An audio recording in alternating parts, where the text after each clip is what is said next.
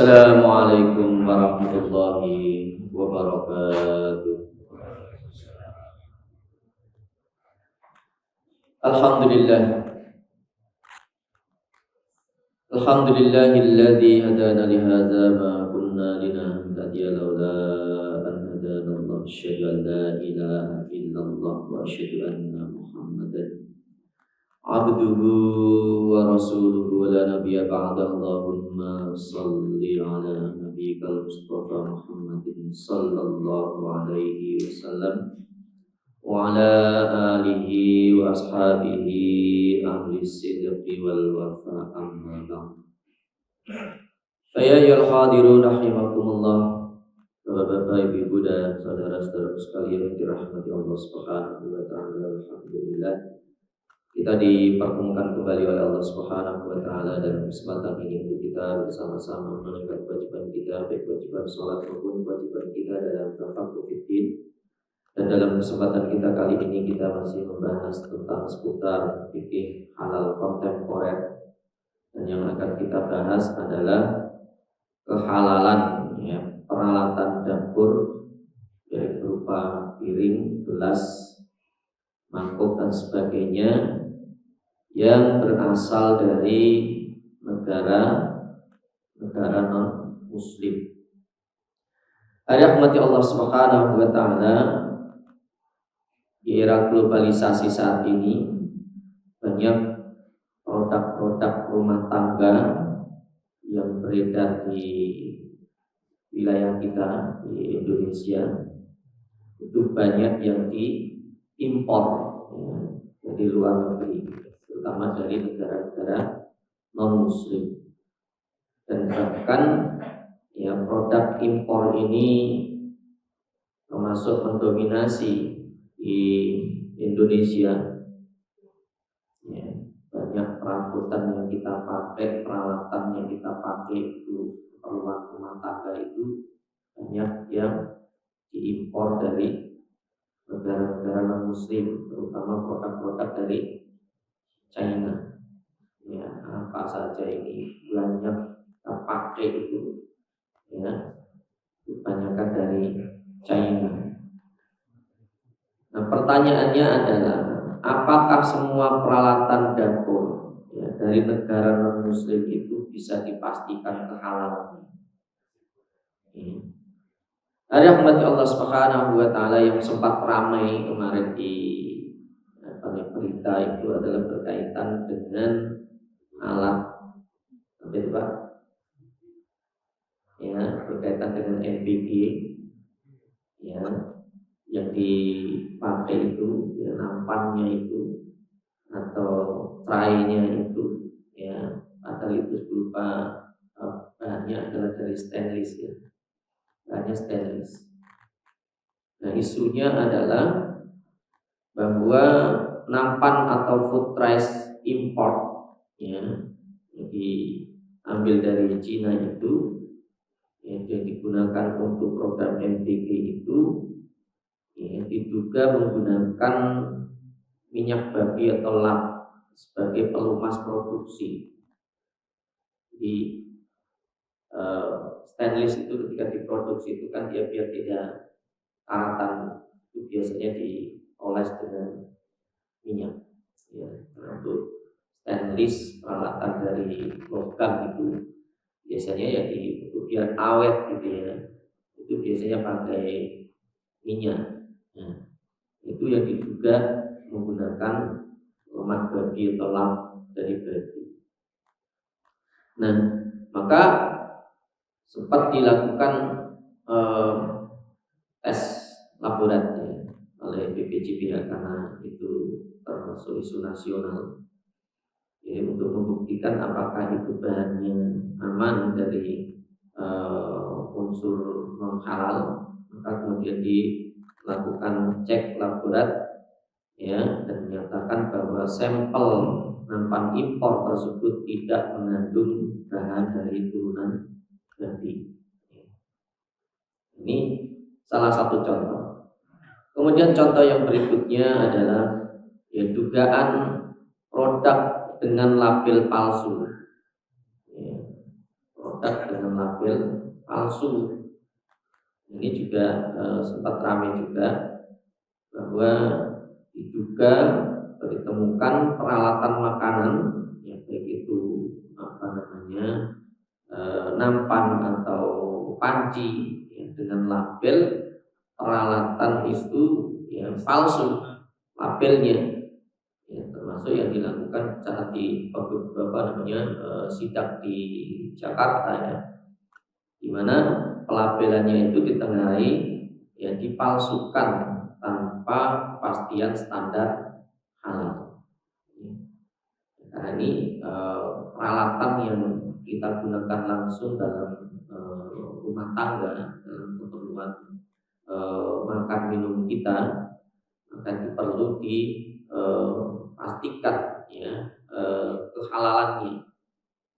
Bahkan kalau kita lihat di mal-mal misalnya, ketika kita ingin belanja panci, belanja itu teflon, ya, itu juga kalau kita lihat juga ya labelnya, kalau memang sudah ada labelnya itu berarti aman, dipastikan tidak ada unsur non halal ya dari bahan yang digunakan itu.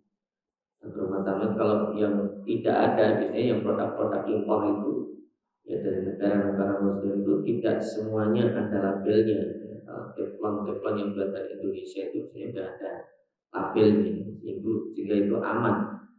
Nah, di antara titik kritisnya adalah yang digunakan untuk pelapisnya, ya, termasuk kalau alat masak kita itu memasak nasi itu ya yang anti lengket, ya anti lengket itu juga harus dipastikan apakah di situ ada unsur non halal apa tidak. Maka ini penting ya, karena itu bersinggungan dengan makanan kita.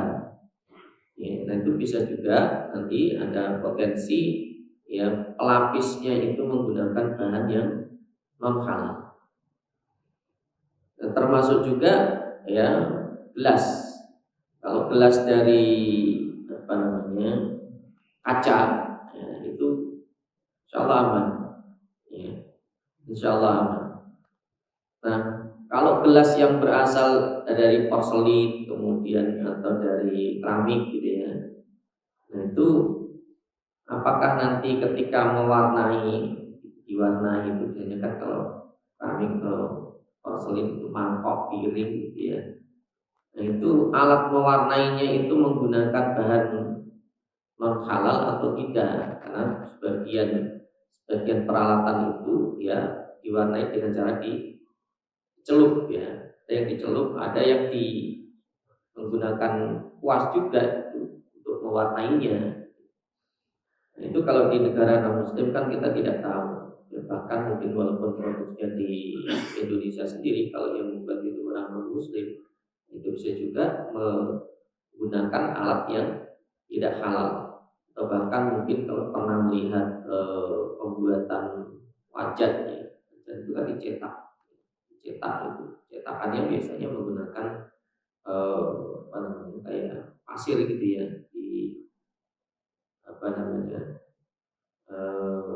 dicetak gitu ya, dibuat. Biasanya kan dia pakai alat juga itu, kadang untuk merapikan itunya itu bisa juga pakai kuas juga gitu. Itu juga berpotensi alatnya nanti tidak suci. Nah, apakah itu mereka nanti dicuci atau tidak? Nah, ini yang menjadi salah satu tantangan kita ya, apakah peralatan yang diproduksi oleh orang-orang muslim dari negara-negara non muslim ini termasuk diperbolehkan atau tidak. Ada rahmati Allah Subhanahu wa taala. Jadi kasus-kasus yang terjadi itu menjelaskan bahwa tidak semua peralatan impor dilengkapi dengan sertifikasi halal, sehingga yang konsumen tidak punya jaminan. Ya, tidak ada jaminan kalau belum ada label halalnya itu, ya. Jadi tidak bisa dipastikan atau tidak bisa dijamin bahwa peralatan itu suci. Yang kedua, bahwa proses produksi dan bahan tambahan yang tidak terlihat misalnya tadi pelumasnya atau pelapisnya atau alat yang digunakan, ya ini tidak bisa dipastikan kehalalannya, ya, dan sehingga menimbulkan ya, kekhawatiran dan potensi kontaminasi dengan bahan non halal. Kemudian yang ketiga adalah bahwa label palsu atau klaim, ya, halal tanpa adanya proses, ya, sertifikasi atau audit, maka itu ya perlu diwaspadai oleh konsumen. Ya, jadi beberapa hal ini yang perlu ya kita kaji, yang perlu kita pastikan apakah peralatan yang kita pakai ya dalam rumah tangga kita itu bisa dipastikan kehalalannya atau tidak. Nah, bisa juga tadi gagangnya, ya, kalau teflon atau apa itu kan apa namanya, kadang pakai kayu, tapi kayu itu bisa di apa itu pakai pernis, ya, atau pakai, nah, itu apakah ketika mengecatnya itu dia menggunakan kuas atau tidak, itu juga perlu dipastikan. Rahmati Allah Subhanahu wa taala. Nah, bagaimana hukum fikihnya? Nah, di antara hukum fikihnya kita telusuri dalam riwayat, yaitu hadis-hadis Rasulullah Shallallahu Alaihi Wasallam. Apakah kasus yang seperti itu pernah terjadi juga pada zaman Nabi Shallallahu Alaihi Wasallam, atau itu hanya terjadi di masa sekarang ini, ya, yaitu peralatan, karena memang kalau untuk peralatan ya rumah tangga itu kan tidak dibuat sendiri, ya, dan itu juga banyak melibatkan orang-orang non-muslim yang membuatnya, ya. Nah, di dalam hadis Rasulullah Sallallahu Alaihi Wasallam yang diriwayatkan oleh Amron bin Husain radhiyallahu anhu, ya, Amron berkata bahwa Nabi Sallallahu Alaihi Wasallam ya pernah didatangkan air, ya. Jadi summa atan Nabi Sallallahu Alaihi Wasallam bima'in fatawaddoa min ina'in wa huwa ina'um ra'atin musyrikatin. Di dalam hadis itu pernah diceritakan bahwa Nabi Shallallahu Alaihi Wasallam pernah diberikan air, lalu beliau berwudu dari sebuah wadah, ya, wadah air, yang wadah itu adalah milik seorang wanita musyrik, milik wanita musyrik, digunakan untuk wudu. Nah, sehingga dari hadis ini dipahami oleh para ulama, ya, di antara Imam An-Nawawi, ya, beliau ketika mensyarahi atau menjelaskan hadis ini, beliau mengatakan bahwa hadis ini menunjukkan fihi dalilun ala taharati aniyatil kuffar.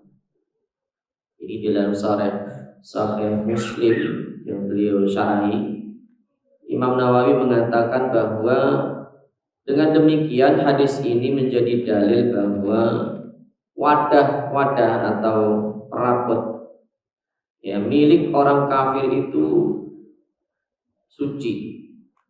Sebab kalau tidak suci, Nabi tidak akan menggunakannya untuk berwudu. Ya, padahal ya orang-orang musyrik itu, ya, atau nanti ada penafsiran juga pada para ulama, karena Nabi tahu ya orang musyrik tersebut tidak menggunakan atau tidak bersinggungan dengan ya unsur-unsur haram. Misalnya dia tahu bahwa orang itu memang non-muslim, tapi dia tidak mengkonsumsi babi, atau tidak di rumahnya dia tidak memelihara anjing. sehingga kemungkinan untuk terkontaminasi dengan bahan haram itu kecil. Ya, ada yang menafsirkan seperti itu. Sehingga Nabi menggunakan wadah. Nah, kalau seandainya kita tahu bahwa orang itu memelihara anjing atau dia itu suka mengkonsumsi babi, ya kita tidak boleh ya menggunakan peralatannya. Ya, peralatannya tidak boleh kita pakai karena kemungkinan bersinggungan atau terkontaminasi dengan najis itu lebih besar karena selalu bersinggungan dengan itu. Jadi wa annaha la tasiru najsah bi mujarrad istimalihim iyyaha. Jadi wadah itu tidak secara otomatis menjadi najis karena digunakan oleh orang non-muslim. Ya, jadi belum tentu orang non-muslim tersebut bersinggungan dengan tadi ya unsur-unsur najis tadi. Jadi digunakan oleh orang non-muslim atau orang musyrik itu belum tentu ya mereka bersinggungan dengan najis. Jadi kalau itu memang tidak diketahui mereka bersinggungan dengan unsur-unsur najis tadi, maka itu boleh digunakan. Nah, maka Imam An-Nawawi juga menggunakan kaidah al-aslu fil asya'i at-taharah. Dia menggunakan kaidah bahwa asalnya ya segala sesuatu itu adalah suci. Kembalikan kepada hukum asal ya, selama tidak diketahui itu sudah bersinggungan dengan bahan-bahan atau unsur najis tadi. Rahmati Allah Subhanahu wa taala. Nah, pendapat kedua adalah pendapat Imam Ibnu Hajar Al-Asqalani, masih berkaitan dengan hadis tadi bahwa Nabi itu pernah berwudu menggunakan wadah ya seorang wanita musyrik. Imam Ibnu Hajar ketika beliau mensyarah hadis tersebut dalam Sahih Al-Bukhari yaitu Fathul Bari. Nah, ketika menjelaskan hadis dari Amran bin Husain ini, beliau berkomentar atau mengatakan bahwa dalam hadis ini terdapat dalil bahwa wadah-wadah orang musyrik dihukumi suci selama tidak diketahui adanya najis.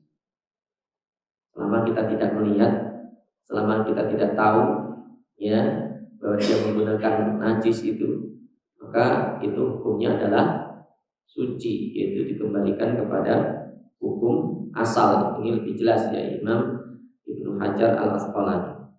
Nah, Ibnu Hajar menolak sikap berlebihan yang mengharamkan sesuatu hanya karena milik orang non-muslim.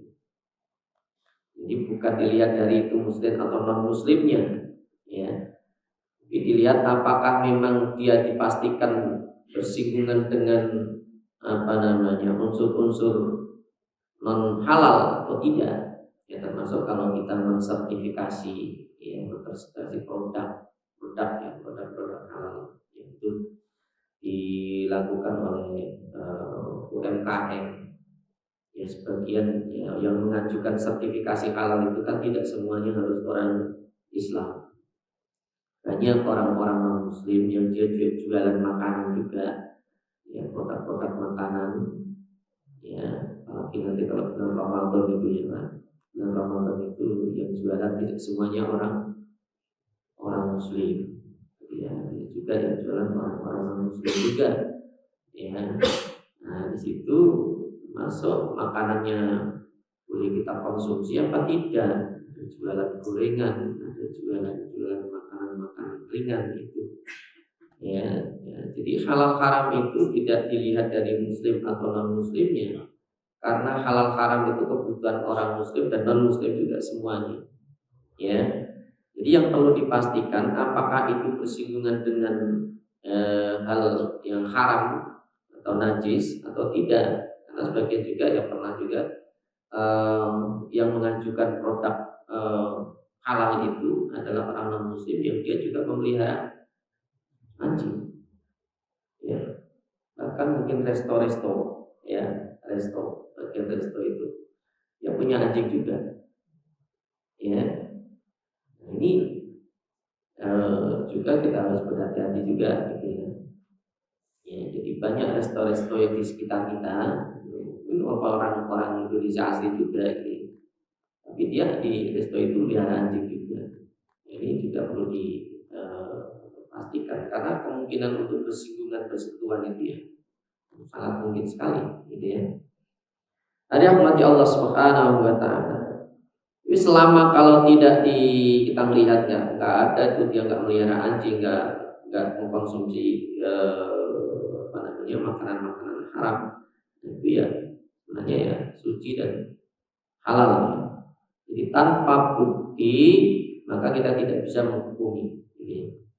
Ini sangat relevan dengan produk peralatan dapur impor dari negara-negara muslim. Maka itu perlu ya untuk memastikan sebenarnya ya harus dengan sertifikasi itu, ya label itu karena itu sudah dipastikan sudah dilakukan pemeriksaan, ya baik peralatan yang mereka pakai, tempat yang mereka pakai, kemudian bahan-bahannya itu kalau sudah melalui sertifikasi halal itu sudah ada pemeriksaan dan pengecekan. Sehingga sebagai konsumen kita tidak perlu repot-repot ini.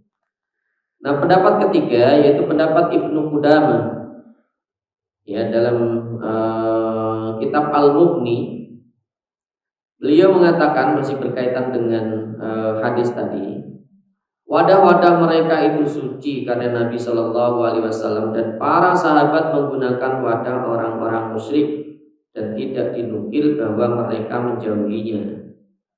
Ya, tidak ada riwayat yang menjelaskan bahwa Nabi dan para sahabat itu tidak menggunakan peralatan dari orang non muslim. Ya. Nah, pendapat yang keempat yaitu pendapat Imam Asy-Syafi'i. Imam Asy-Syafi'i menegaskan bahwa najis tidak ditetapkan dengan dugaan.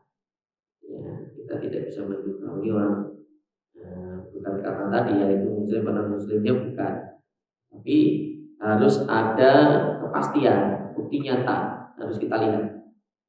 Ya, kalau tidak ada bukti nyata, maka dikembalikan kepada kaidah al-yaqinu la yazulu bisyak, bahwa keyakinan itu tidak bisa dihilangkan dengan keraguan.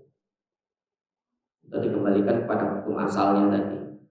Ya, asalnya segala sesuatu itu adalah suci selama kita tidak bisa memastikan apakah itu ya bersinggungan dengan unsur najis atau tidak. Jadi termasuk piring, gelas, alat dapur, ya selama tidak ada kepastian, ya tidak kita ketahui latar belakang orang yang membuatnya itu, ya itu tetap disebut sebagai hukum asal tadi, al-aslu fil asya atau haram. Ada mati Allah Subhanahu wa taala. Nah, menurut yang kelima, menurut pendapat ulama kontemporer yaitu Syekh Wahbah Az-Zuhaili dalam kitab Al-Fiqhul Islami wa Adillatuhu menguatkan ijma para ulama bahwa alat non muslim suci secara asal, ya. Jadi menjadi haram kalau memang dipastikan itu bersentuhan dengan unsur-unsur yang tidak halal atau unsur-unsur najis. Ya, karena dalam kaidahnya setiap yang najis pasti haram. Gitu ya. Rahmati Allah Subhanahu wa taala. Nah, dalam hadis berikutnya, rawa Abu Sa'labah Al-Husna Al-Husyaini meriwayatkan ia berkata, aku berkata, qultu ya Rasulullah, wahai Rasulullah, inna bi ardi ahlil kitab, sesungguhnya kita itu berada di wilayah ahli kitab. Ya, kalau misalnya kita di wilayah negara non muslim, ya banyak orang-orang Islam yang tinggal di negara-negara non Muslim. Wa naqulu fi aniyatihim, dan kita makan menggunakan wadah-wadah mereka. Faqala, maka Nabi Shallallahu Alaihi Wasallam menjawab, la taqulu fi aniyatihim illa illam tajidu anha buddan. Nabi mengatakan, janganlah kamu makan menggunakan wadah mereka atau peralatan mereka, illa illam tajidu anha buddan, kecuali jika kamu tidak menemukan yang lain. Ya, jangan makan menggunakan wadah mereka kecuali memang nggak ada yang lain kecuali hanya wadah itu. Ya, dalam keadaan apa itu, Pak? Darurat, gitu ya. Darurat, nggak ada wadah lain selain itu. Ya, faghsiluha bil ma'i summa qulu fiha. Tapi sebelum kita menggunakannya, maka cucilah wadah itu dengan air. Jadi wadah itu ya kita cuci dulu, jangan langsung kita pakai, karena kemungkinan memang mereka menggunakan bahan-bahan atau unsur najis. Jadi boleh kita pakai, kita cuci dulu. Ya, kita carikan apa, kita cuci dulu. Lalu summa qulu fiha, lalu makanlah menggunakan wadah atau peralatan itu. Ini hadis ini diriwayatkan oleh Imam Bukhari dan Muslim. Jadi kalau kita memang tidak mendapatkan peralatan lain kecuali yang mereka gunakan, ya kita cuci tadi. Solusinya kata Nabi adalah cuci sebelum kita menggunakannya. Rahmati Allah Subhanahu wa taala. Nah, di antara dalil berikutnya adalah Rasulullah Shallallahu Alaihi Wasallam memenuhi undangan makan orang non Muslim. Ya, boleh nggak kita menghadiri makan? Ya, mungkin teman kita, ya mungkin ada kerabat kita, begitu. Ya, di Indonesia pun ya banyak juga yang kerabat, saudara, teman orang-orang non Muslim. Bahkan mungkin ketika kita kerja di perusahaan, ya perusahaan itu mayoritasnya non Muslim. Ini juga mereka kadang makan makanannya itu makanannya apa? Ya, karena banyak perusahaan itu milik orang-orang non Muslim, ya, bahkan orang-orang luarnya. Ya kemungkinan banyak yang cerita itu ketika ada acara-acara tertentu itu ya makanannya ada khamr, ada minuman keras, ada ya unsur-unsur tidak halal. Ya juga seperti itu. Ya, nah Rasulullah Shallallahu Alaihi Wasallam pernah diundang oleh seorang Yahudi, dan beliau Rasulullah Sallallahu Alaihi Wasallam datang, ya datang.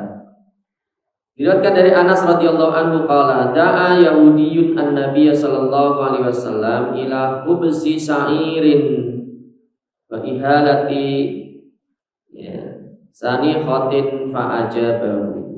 Jadi diriwayatkan dari Anas radhiyallahu anhu yang mengatakan Nabi pernah diundang oleh seorang Yahudi, atau seorang Yahudi pernah mengundang Nabi sallallahu alaihi wasallam untuk makan roti gandum dan lauk.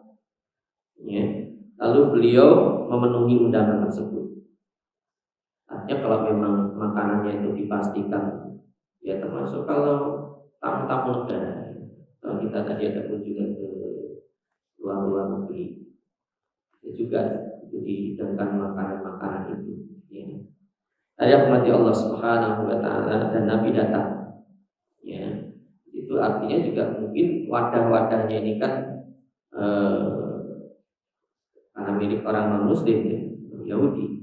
Kalau aslinya kan ahlul kitab itu makanan ahlul kitab itu kan termasuk boleh. Ya. Ta'amul ladzina utul kitaba hillul lakum wa ta'amukum hillul lahum. Jadi pada prinsipnya kalau di dalam Al-Qur'an itu kan disebutnya. Jadi makanan ahli kitab itu halal buat kita, dan makanan kita juga halal buat mereka. Ini kalau yang aslinya, ya, karena memang juga ahli kitab itu tahu tentang halal haram. Aslinya, ya, yang mereka yang masih taat dengan agama itu, ya, nah, mereka tahu tentang halal haram haram itu. Ini bisa juga Yahudi yang dia bersih, Yahudi taat agamanya, bisa juga dia tidak makan yang haram. Ya, nah, di dalam Al-Quran dijelaskan seperti itu. Makanan ahli kitab itu aslinya yang halal buat kita, termasuk Yahudi dan Nasrani kan ahli kitab itu. Nah itu ya, Nabi Shallallahu Alaihi Wasallam mengabulkan ya undangan itu. Ada mati Allah Subhanahu Wa Taala. Kemudian diantara dalil berikutnya atau riwayat berikutnya, Rasulullah Shallallahu Alaihi Wasallam makan dari makanan non Muslim. Ya, itu kan dalam Sahih Al Bukhari dan Muslim. Wa ta'imu Rasulullah Rasulullah Shallallahu Alaihi Wasallam min syatin uhdiyat lahu min yahudiyatin. Rasulullah Shallallahu Alaihi Wasallam pernah memakan daging kambing yang dihadiahkan oleh seorang wanita Yahudi. Ya, itu jika masak, kalau kambing kan aslinya halal ya. Nah tadi dikembalikan kepada keterangan dalam Al-Quran, makanan orang ahli kitab itu aslinya halal bukan kita. Ini diberikan hadiah kepada Rasulullah SAW. Ya tentunya di situ juga menggunakan wadah-wadah ya, peralatan masaknya itu, dan dimakan ya oleh Rasulullah Sallallahu Alaihi Wasallam. Ya, ini beberapa riwayat. Kemudian masih dalam riwayat lain, ya, yaitu kasus menggunakan bejana non muslim. Fa in tawadda'a min awanihim nuzirat fa in kanu mimman la yatadayyanuna bi isti'malin najasati sakhal wudu, maka perlu dilihat jika seseorang berwudu dengan menggunakan bejana non muslim, maka perlu dipertimbangkan. Jika mereka tidak termasuk orang-orang yang menganut agama yang tidak memperbolehkan penggunaan najis, maka wudunya sah. Ya, jadi kalau memang mereka itu sesuai dengan aturan agamanya, sebenarnya kan ya, orang ahli kitab itu enggak boleh ya berkaitan dengan najis.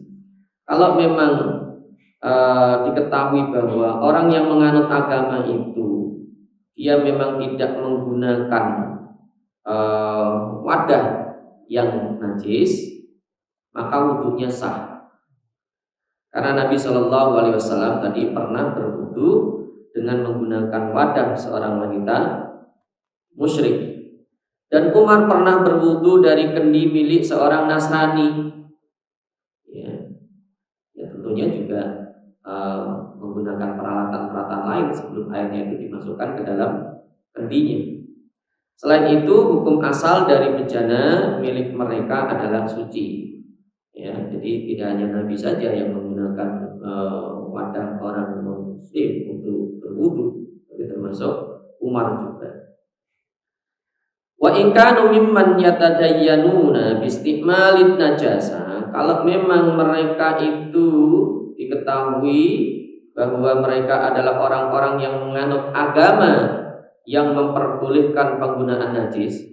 Jadi kalau agama yang, karena ada agama-agama tertentu yang mereka yang mungkin karena non muslim secara umum ya, ada agama-agama tertentu yang dalam agama mereka ya, mereka memperbolehkan penggunaan najis itu ya, mungkin mereka melihara anjing, babi dan sebagainya, mereka gunakan itu. Maka ada dua pendapat. Pertama, wuduknya tetap sah karena hukum asal dari bejana itu adalah suci. Yang kedua, wuduknya tidak sah karena mereka menganut agama yang memperbolehkan penggunaan najis. Ya, maka secara lahiriah bejana dan pakaian mereka adalah najis. Jadi ada dua pendapat. Ya, kalau memang diketahui ya, orang-orang yang menggunakan bejana itu mereka orang-orang yang beragama yang dalam aturan agama mereka najis itu diperbolehkan. Maka tadi ada yang mengembalikan, ulama ada yang mengembalikan pada hukum asalnya adalah boleh. Ada yang mengatakan tidak sah wudhunya kalau kita menggunakan peralatan mereka karena mereka dikenal berinteraksi atau selalu menggunakan atau bahkan memperbolehkan tadi ya unsur-unsur najis ya dalam aturan agama mereka. Ada rahmati Allah Subhanahu wa taala. Nah, dalam kaidah usul fikih, kaidah al-aslu ad-dhahir. Jadi pendapat yang mengatakan bahwa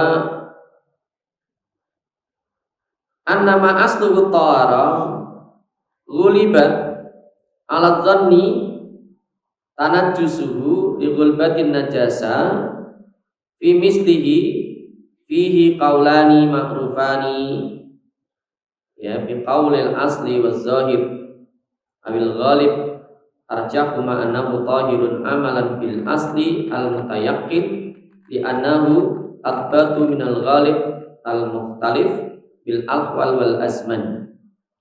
Jadi ada kaidah dikembalikan kepada asal dan zahirnya. Ya, zahir yang nampak. Kalau kaidah asal tadi menyebutkan asal segala sesuatu itu aslinya adalah suci. Atau dilihat dari zahirnya. Ya. Nah, zahirnya itu enggak kelihatan. Kalau kelihatan najisnya ya tidak boleh. Ya, termasuk kalau kita di tengah perjalanan, ya, di tengah perjalanan musim hujan apalagi ya, baju kita atau pakaian kita terkena cipratan dari air di jalan itu hukumnya suci apa najis? Ya, bisa juga pas kita berangkat Jumatan atau lainnya, ya, perjalanan nggak ganti baju kita yang hujan-hujan, ya. Nah airnya kita tidak tahu jalan, itu hukumnya adalah suci. Kembalikan ke hukum asal. Kecuali nampak di situ ada najis. Ya, kalau ada nampak najis maka hukumnya najis. Tapi selama ya air yang ada di jalan itu tidak nampak yang mengenai kita itu ada nampak najisnya, maka itu dihukumi suci. Ini sebagai ulama yang mengatakan begitu dilihat zahirnya. Ya, zahirnya nampak nggak itu najisnya. Nah, kalau tidak ya nampak itu bisa juga karena kita melihatnya gitu ya, melihatnya atau memang tidak ada tanda-tanda di situ ada najisnya. Nah itu ada yang menganggapnya itu suci, ya boleh dipakai seperti itu. Yang dikembalikan kepada dua kaidah tadi, yaitu kepada asal hukum asal sesuatu itu adalah boleh, ya, atau kaidah zahir tadi yang nampak di pandangan kita, penglihatan kita, ya, itu dikembalikan ke situ. Mati Allah Subhanahu wa taala. Jadi pendapat yang lebih kuat adalah pendapat yang menyatakan bahwa benda tersebut tetap suci berdasarkan asal yang diyakini, karena hal itu lebih akurat dibandingkan dengan kebiasaan yang berbeda pada keadaan dan waktunya. Jadi dikembalikan kepada hukum asal. Contohnya seperti pakaian dan kerudung wanita yang sedang haid, pakaian anak-anak, peralatan makanan pemeluk agama lain yang menganut agama yang memperbolehkan penggunaan najis, kertas yang sering berserakan di tempat najis, air liur anak-anak, kain wol yang terkenal dibuat dengan lemak babi, dan keju Syam yang terkenal dibuat dari infihah dari babi ya. Nah, dan bahkan Rasulullah Shallallahu Alaihi Wasallam pernah diberi keju ya orang Syam dan beliau memakannya tanpa bertanya tentang hal itu. Ya, tanpa bertanya, ini kejunya masaknya bagaimana, membuatnya. Ini itu yang terjadi ya. Nah, ini disebutkan dalam kitab Fathul Muin. Ya.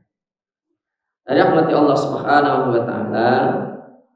Nah, kesimpulan hukumnya adalah bahwa hukum asal ya dari alat ya perkakas atau perabotan milik non muslim pada dasarnya adalah suci kecuali ada bukti ya bukti yang jelas bahwa alat tersebut yang terkontaminasi atau bersinggungan dengan bahan-bahan yang najis. Kemudian yang kedua adalah bahwa penggunaan bekas makanan non-muslim diperbolehkan menggunakan wadah bekas non-muslim selama makanan yang mereka konsumsi tidak najis. Ya, boleh kita pakai peralatan mereka selama ya peralatan atau mereka tidak mengkonsumsi makanan yang haram atau najis. Kemudian ya bekas khamr atau bekas atau peralatan itu ya ini termasuk kalau apa namanya di restoran, di rumah makan itu kan kadang yang ada di yang dalam mereka itu yang memasaknya tidak hanya makanan halal saja, ya ada mungkin jadi juga apa namanya malus itu juga ada di beberapa itu ada yang masih dijual juga gitu ya karena ada konsumen tertentu. Itu kalau alatnya jadi satu ya nggak boleh kita ya makan di situ. Jadi dalam uh, warung itu kita tahu kalau dia menjual makanan yang tidak halal, ya kita jangan sampai memakan di situ karena kemungkinan menggunakan satu alat masak ya itu tidak bisa dihindari kalau masih satu lokasi gitu ya. Lokasinya terpisah beda jauh gitu ya milik sama-sama milik orang non muslim dia punya resto halal ada resto non halal misalnya nah itu kalau terpisah dan yang terpisah dan tersertifikasi halal ya boleh saja tapi kalau tidak terpisah kemungkinan ada penggunaan alat yang sama ya penggorengannya atau bahkan mungkin minyaknya ya minyaknya ketika tidak diperbolehkan ya jadi kalau kita makan di resto yang memang itu umum termasuk untuk makan orang non muslim juga kita harus hati-hati rahmati Allah Subhanahu wa taala. Jadi kalau diketahui peralatan tersebut digunakan untuk memasak misalnya daging babi atau ada di situ ada anjing atau khamr maka hukumnya najis dan wajib dicuci hingga bersih sebelum digunakan ya kalau itu harus dicuci ya peralatan mereka ya terutama menggunakan salah satunya kalau dia memang dipastikan itu dia masak babi atau punya anjing tadi ya nah, itu ya dicuci 7 kali dengan salah satunya dengan tanah gitu ya. Kemudian yang berikutnya di antara kesimpulan hukumnya adalah anjuran wara atau kehati-hatian. Ya, al-ikhtiyar, kita harus hati-hati. Ya, jika ada pilihan disarankan menggunakan wadah lain seperti dalam hadis tadi. Ya, kalau memang kita makan di daerah non muslim, kalau ada wadah yang lain, ya kita pakai yang lain. Ya, wadahnya dari plastik kemasan atau yang mangkok apa itu kemungkinan masih baru ya itu ya itu lebih aman ya. Tapi kalau tidak maka cukup ya mencuci alat tersebut hingga hilang bekas najisnya. Cuci. Dari rahmati Allah Subhanahu wa taala.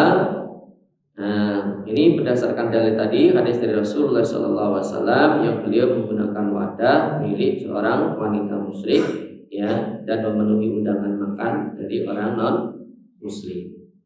Ini kaitan dengan penggunaan ya wadah atau perabotan rumah tangga yang dimiliki oleh atau dibuat atau bahkan diimpor dari negara-negara non muslim. Ini dia bisa disampaikan, silakan Anda sampaikan. Ya.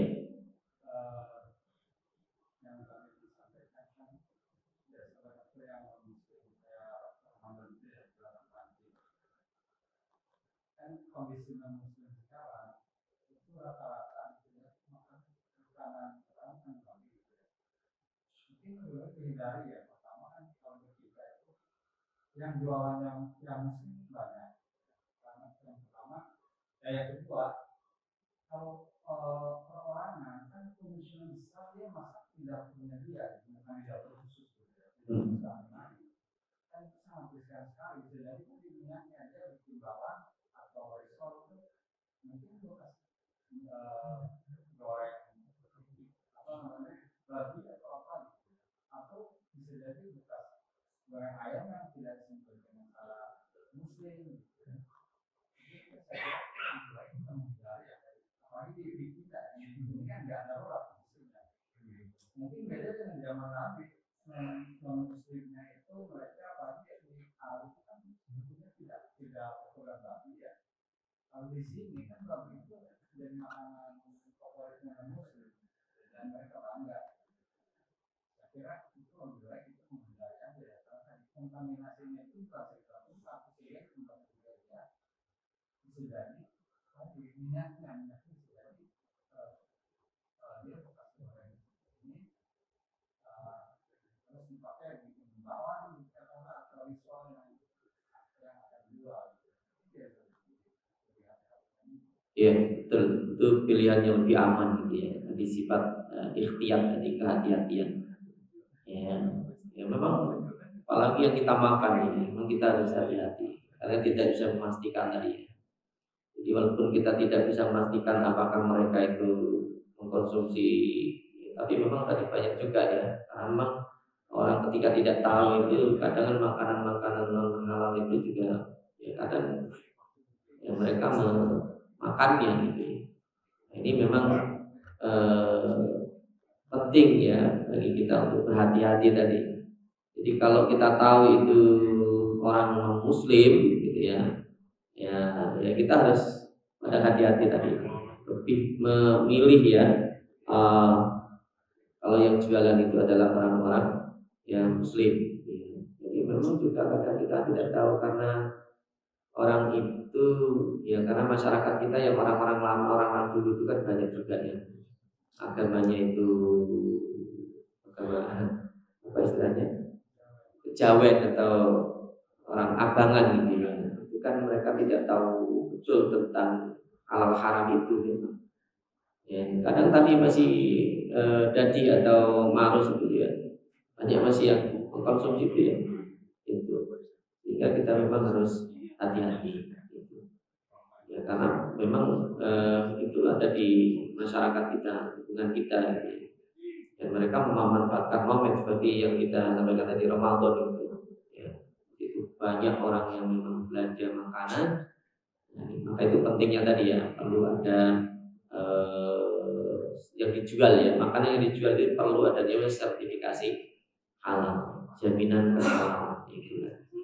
Jadi itu termasuk perlindungan konsumen tadi karena yang dirugikan adalah tetap konsumen ya. Maka kita harus hati-hati ya, jadi betul itu banyak ya kita nggak bisa memastikan itu ya apakah mereka apalagi tadi satu tempat itu ya itu juga alatnya masih dipakai dengan alat yang sama kemudian minyaknya kemudian semua peralatannya gitu ya. Nah, seperti itu ada yang lain silakan ya Pak. Kan kalau yang hadis tentang membahas dengan tujuh kali satu itu kalau tidak salah yang terkenal itu kalau yang tadi katakanlah kita beli peralatan yang peralatan mana kayak itu ya apa namanya tambang itu ya yang orang gambarnya di sana di masih dengan minyak babi gitu ya. Itu apakah harus diperlakukan sama tadi karena tadi supaya nggak ragu-ragu harus diperlakukan sama tadi 7 kali plus tanah atau cukup dengan sabun yang mungkin minyak penampakan yang sebenarnya. Iya. Kalau memang diketahui itu menggunakan lemak babi, ya harus dicuci 7 kali. Salah satunya dengan tanah. Ya. Sekarang sudah ada sabun yang berasal dari tanah, gitu. Ada sabun yang memang dipersiapkan untuk mencuci najis itu, ya, najis babi, najis anjing itu ada, ya sudah dijual, diproduksi juga. Tapi ya memang kita nggak familiar gitu ya dengan itu, tapi sebenarnya sudah diproduksi dan dijual juga, ya, karena memang terutama dengan adanya peraturan di Indonesia yang sudah menggunakan undang-undang jaminan produk halal itu kan, bahwa semua produk yang beredar dan diperjualbelikan di wilayah Indonesia wajib bersertifikat halal. Nah, itu juga difasilitasi sebenarnya. Jadi sabun yang ada unsur debunya sudah, jadi kalau kata masih browsing itu ada, sudah ada. Ya, jadi itu untuk tadi untuk sebagai alat untuk mencuci, membersihkan. Kalau memang itu, kalau harus nyari tanah dulu, ya kan, itu menyulitkan juga gitu. Sudah difasilitasi seperti itu, ya. Jadi tinggal beli sabunnya digunakan untuk mencuci, nah, itu aman, ya. Jadi sekarang zaman sudah maju, jadi manusia itu dimanjakan, gitu ya.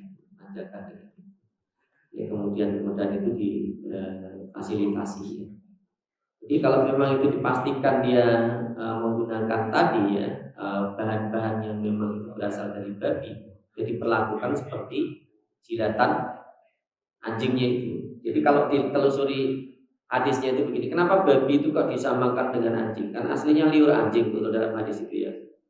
Jadi idza walagal qalbu fi ina'i ahadikum fal yaksilhu sab'a marrat, ya, ihdahunna fit turab, gitu kan. Apabila wadah salah seorang di antara kalian, ya, perabotan peralatan salah seorang di antara kalian itu dijilat oleh anjing, maka cucilah 7 kali, salah satunya dengan tanah, gitu ya. Itu juga memang telah dilakukan penelitian, gitu ya. Ada bakteri-bakteri yang memang dari jilatan anjing itu yang tidak bisa dimatikan, tidak bisa dihilangkan kecuali dengan unsur tanah. Itu sudah ada penelitiannya, gitu ya. Itu termasuk mukjizat hadis Nabi Shallallahu Alaihi Wasallam. Kenapa kok itu harus dicuci 7 kali dan dengan unsur tanah, gitu ya. Itu. Para ulama kemudian mengkiaskan, ya, terutama mazhab Syafi'i, mengkiaskan najis liur anjing itu dengan babi, ya. Jadi babi itu dikiaskan dengan anjing tadi. Jadi kalau perintah untuk mencuci najis yang terkena babi sebanyak 7 kali itu tidak ada, ya. Jadi tidak ada memang, ya, oleh mazhab Syafi'i dikiaskan dengan anjing itu, ya. Kenapa kesamaannya? Karena babi itu justru lebih kotor daripada anjing, ya. Babi itu lebih kotor daripada anjing. Ya, ada kesamaan juga. Sebenarnya anjing itu juga kadang memakan kotoran juga, ya. Anjing itu ada yang memakan kotoran juga. Babi itu juga makan kotoran juga, ya. Babi itu malah kotorannya sendiri juga dimakan lagi, dimuntahkan lagi, dimakan lagi, apa saja dimakan kalau babi itu. Jadi para ulama mazhab Syafi'i mengatakan babi itu lebih jorok daripada anjing. Maka kalau dia dicuci 7 kali, dia dikiaskan dengan najisnya anjing tadi, ya. Jadi semua dari unsur dari babi itu, ya, lemaknya, ya, bulunya, ya, banyak itu dihukumi najis mughalladah. Itu terutama dalam mazhab Syafi'i. Sehingga cucinya ya harus 7 kali. Jadi aturan 7 kali itu adalah ijtihad dari para ulama, terutama mazhab Syafi'i, yang dikiaskan dengan najis anjing tadi, ya, gitu. Maka cucinya tadi dengan 7 kali. Gitu. Yang lain? Cukup, ya? Baik, mari kita tutup dengan doa kafaratul majelis. Subhanakallahumma bihamdika, asyhadu an la ilaha illa anta, astaghfiruka wa atubu ilaik. Assalamualaikum warahmatullahi wabarakatuh.